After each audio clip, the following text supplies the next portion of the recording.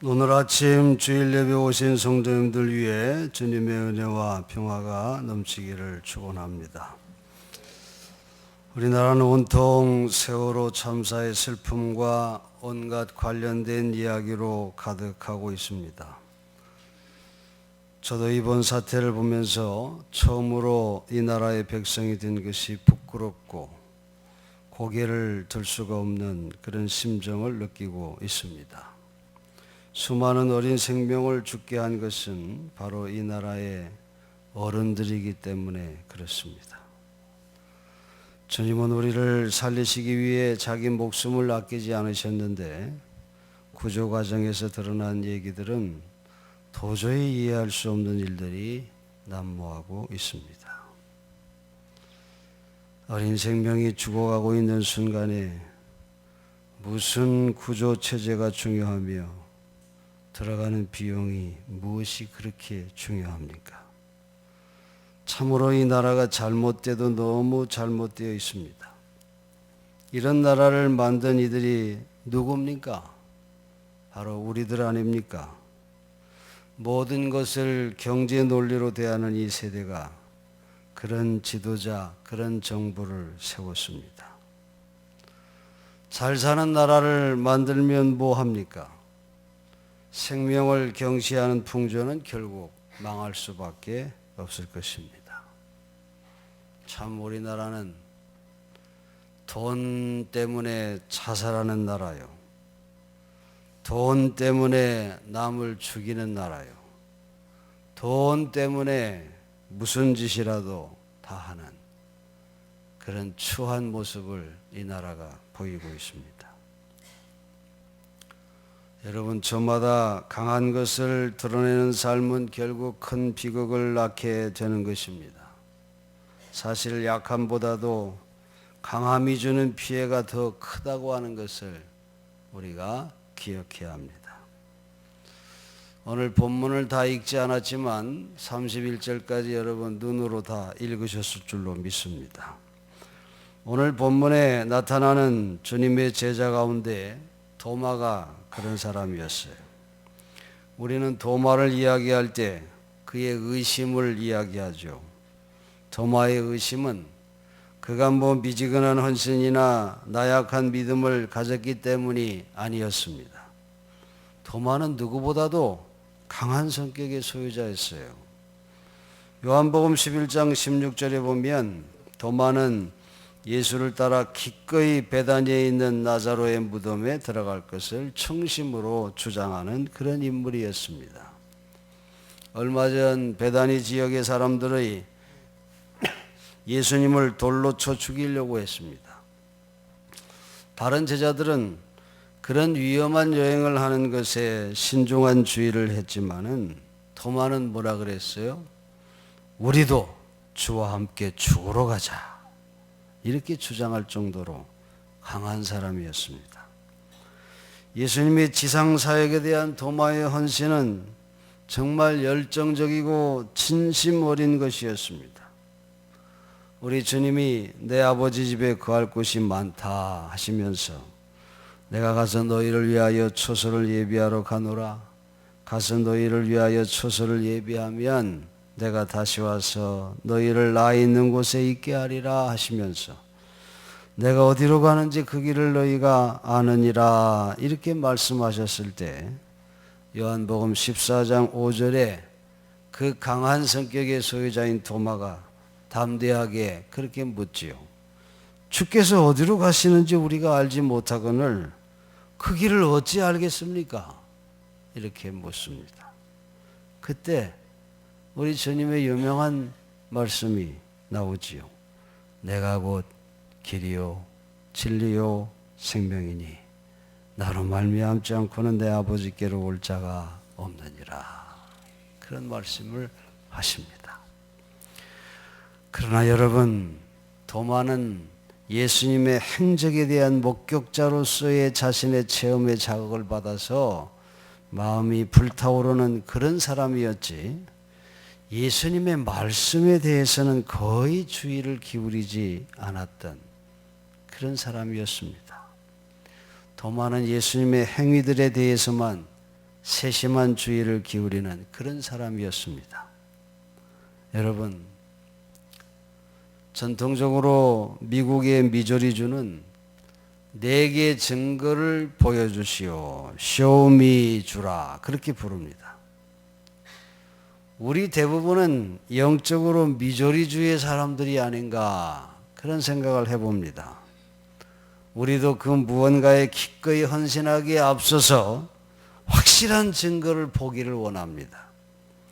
우리는 증거를 보기 전에는 좀처럼 믿으려 하지 않습니다. 도마가 그런 대표적인 사람이었어요. 도마는 예수님의 부활에 대한 말씀들을 그저 소문으로 대하고 있었어요.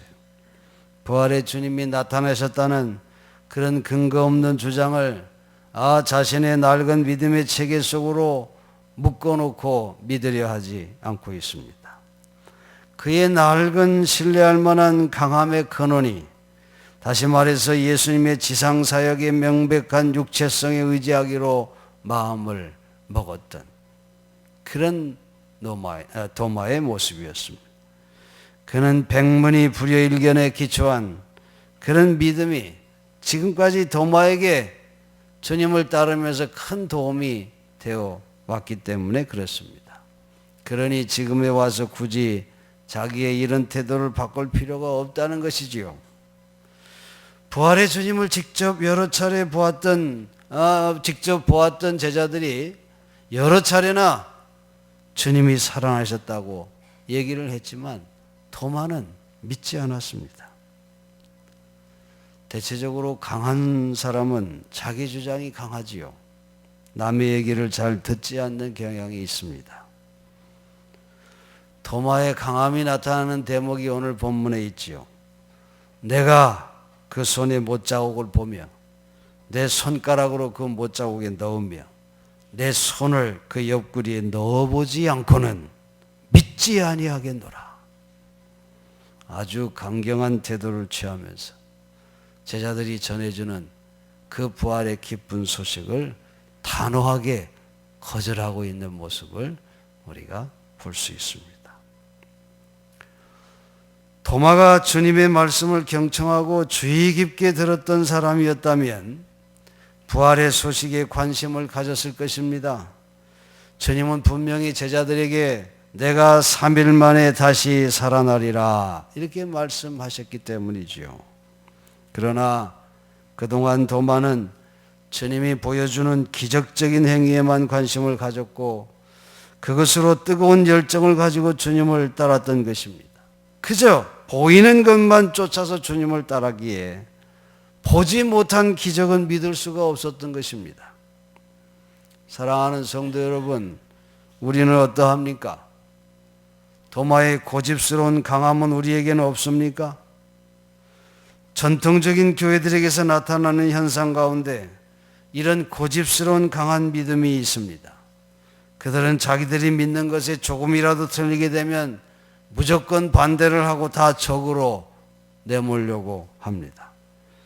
자기들의 믿음의 방식을 고집하면서 결국은 많은 이들을 교회 밖으로 내몰고 있는 그런 모습들을 우리가 보게 됩니다. 여기 도마는 부활을 통하여 예수님의 사명과 사역의 방향이 바뀌었다고 하는 것을 이해할 수 없었던 것입니다. 도마가 방 밖에 있어서 부활의 주님을 보지 못하고 있는 동안에 믿음의 규칙들이 달라졌던 것이지요.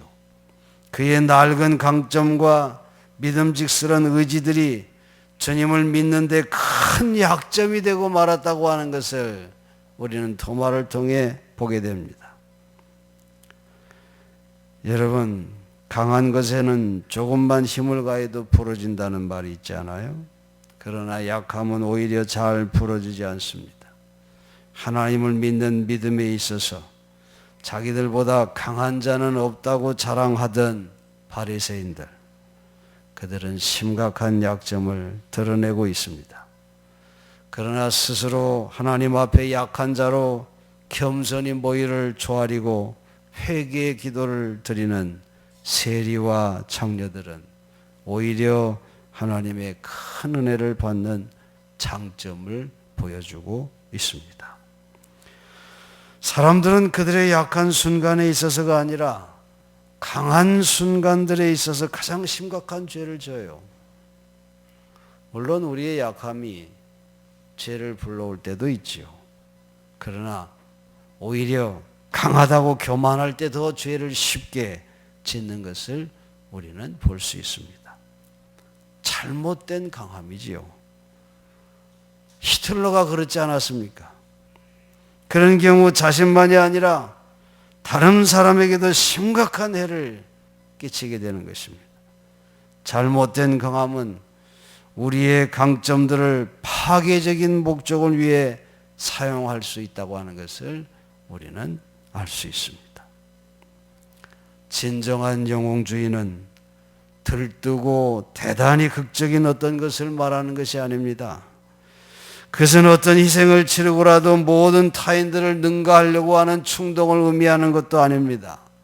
그것은 어떤 희생을 치르더라도 남을 섬기려고 하는 충동, 이것이 바로 진정한 영웅주의인 것입니다.